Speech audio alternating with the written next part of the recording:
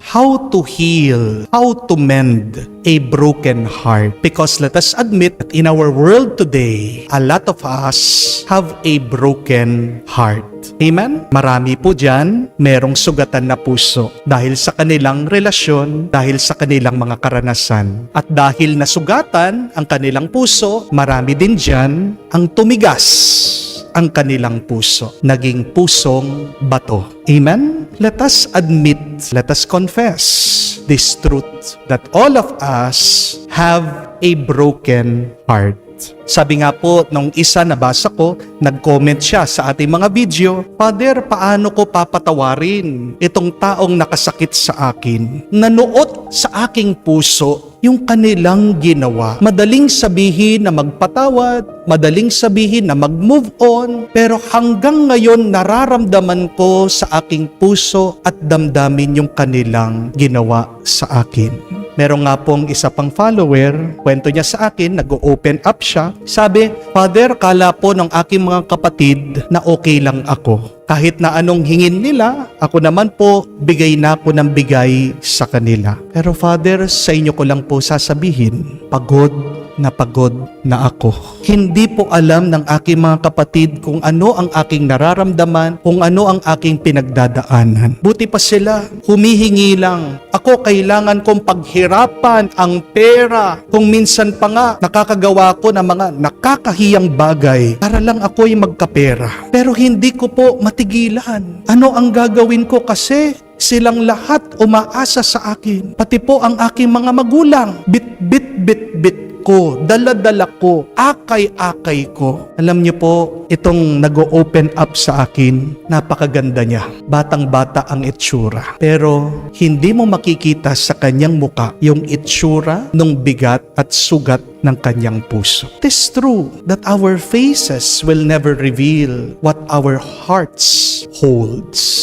Our faces will never show the appearances of our hearts. Kaya nga po siguro, ang larawan ng sagradong puso ni Jesus, kung mapapansin nyo, inilabas niya ang kanyang puso. Ito ay tanda ng kanyang pagiging totoo sa atin. Hindi sapat na makita natin ang kanyang muka, pero gusto niyang ipakita kung ano ang laman ng kanyang puso. Ito'y puso na may liwanag. Ibig sabihin, isang puso na kung saan nakatira, nananahan, umiiral ang presensya ng Diyos.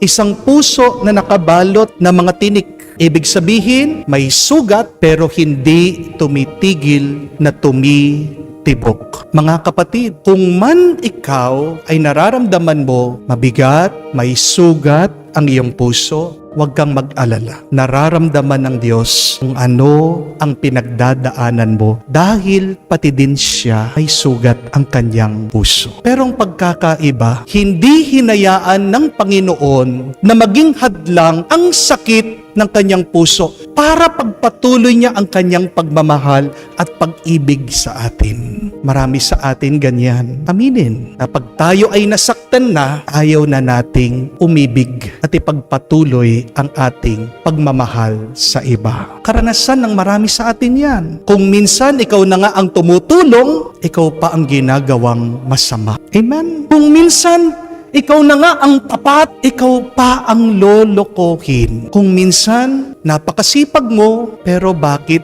ikaw ang nakakaranas ng mga sunod-sunod na kamalasan sa buhay na ito? Mga kapatid, pag nasaktan ka, huwag mong itatago ang sakit sa iyong damdamin. Kamukha ng ating Panginoon, ilabas natin, kita natin sa Kanya. Only God can mend broken hearts.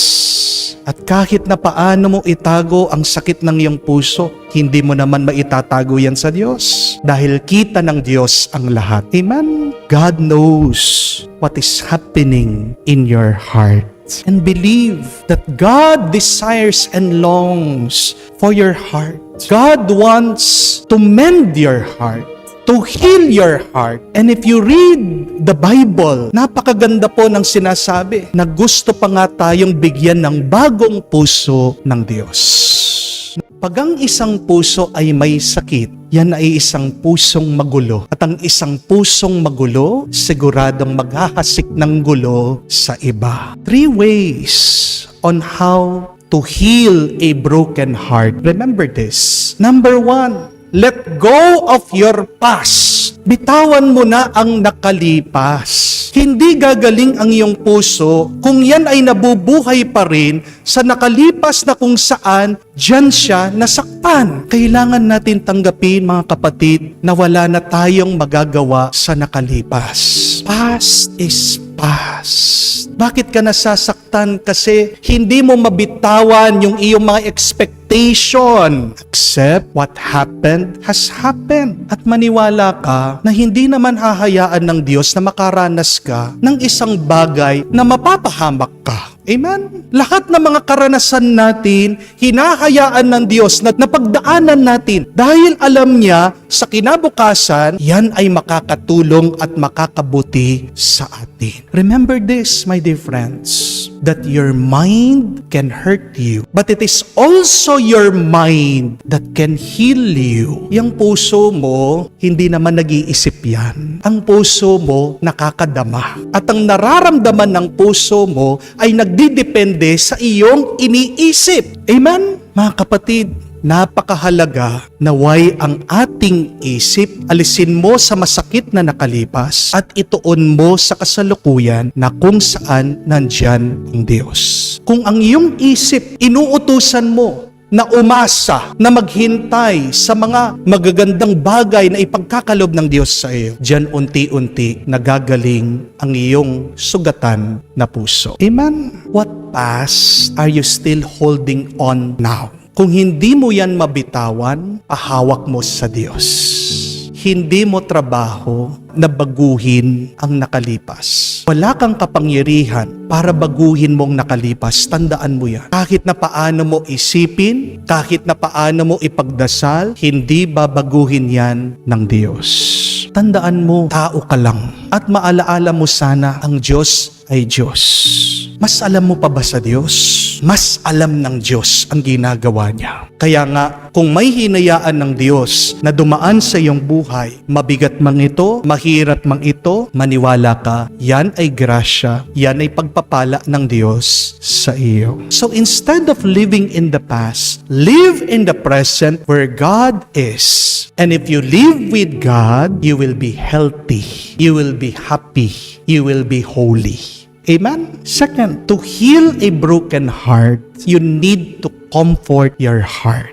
If you cannot comfort your heart, pray. God comforts your heart. Hindi niyo po ba napansin ang isang bata pag nadapa, ano ang gagawin ni nanay? Yayakapin, hihimas-himasin, kung minsan hahalikan yung sugat. Hindi po sapat yung isang yakap lang, bibitawan niya yung bata. Kailan bibitawan ng nanay yung bata? Pag tumigil na ito sa pag-iyak.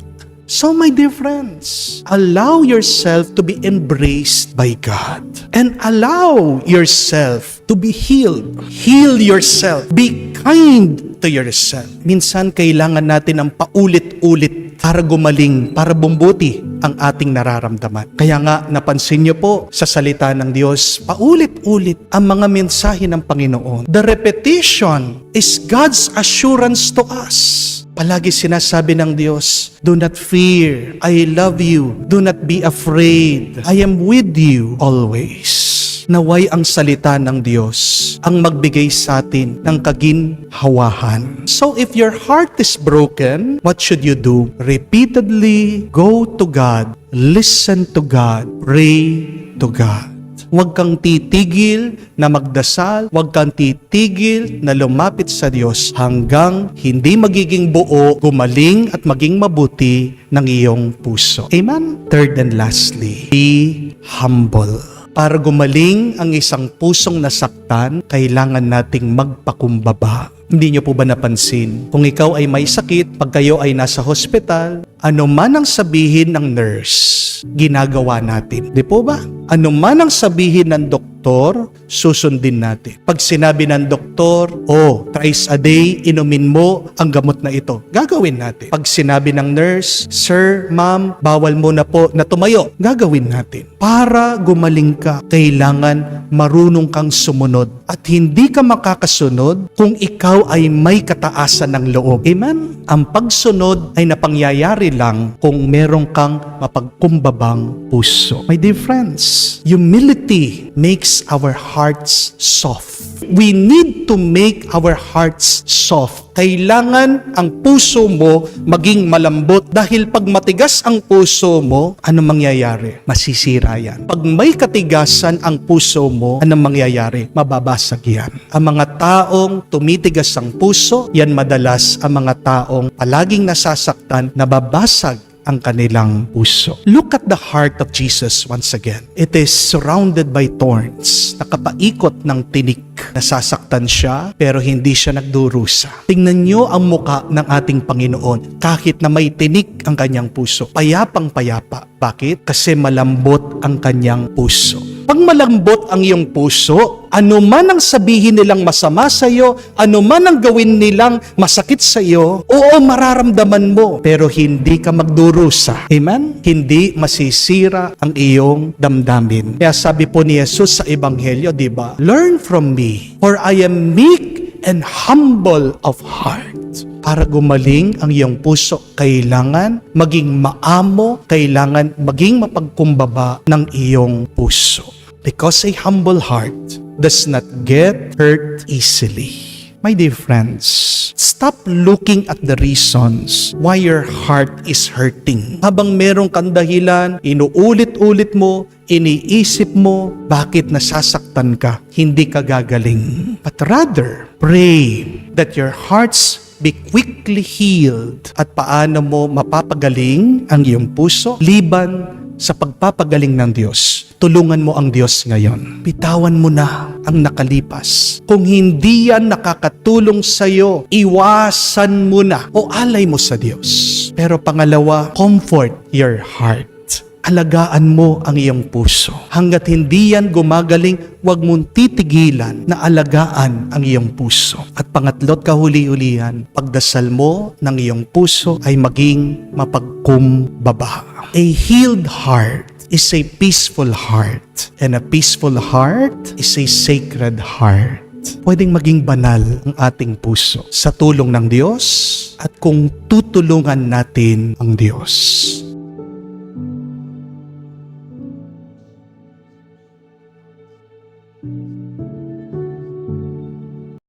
My dear friends, just a reminder that out of the fullness of our hearts, does the mouth speaks. Kung ano ang nasa puso mo, yan ang lalabas sa bibig mo. Amen? Ang taong masakit magsalita ay taong may galit sa kanyang puso. Ang taong mapaghusga ay taong may mayabang na puso. Ang taong negatibong magsalita ay taong puno ng takot sa kanyang puso. Ang taong mayabang magsalita ay merong isang pusong mainggitin. Ang taong naninigaw ay isang taong sugatan ang kanyang puso. Ang taong palamura ay isang taong may maruming puso. Ang taong mapaglait sa iba ay isang taong may mapait na puso.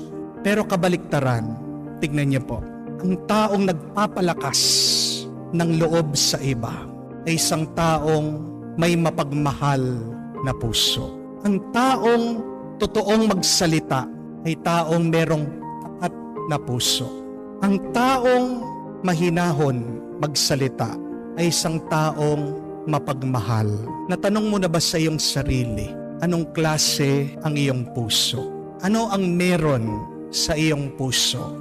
Alam ko ang mga matatanda sa atin may sakit sa puso. Amen? Dahil sa kolesterol, dahil sa sugar. Pero hindi lang yun yung sakit ng puso. Hindi po ba? Habang tumatanda tayo, mahilig tayong kumimkim na mga masasakit na alaala.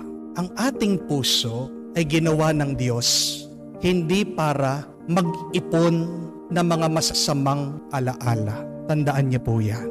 Pag pinupuno mo na ng pinupuno ng masama ang iyong puso, diyan ka napapagod, diyan ka nabibigatan, diyan ka nasasaktan. Hindi kasalanan ng Diyos bakit nasasaktan ka. Hindi ka masasaktan kung hindi mo hahayaan ang sarili mong masaktan. Amen? Huwag mong sisihin ang ibang tao. Pag nasasaktan ka, pag nalulungkot ka, hindi ka malulungkot kung hindi mo hahayaan na malungkot ka. Saan nag-uumpisa ang lahat ng masama at pangit na ating nararanasan? Sa loob. Mag-ingat tayo. Dahil kung ano ang laman ng puso mo, hindi mo maiiwasan. Pag napuno yan, lalabas yan. At kung ano ang nasa puso mo, yan ang gagawin mo. Yan ang mapapakita mo.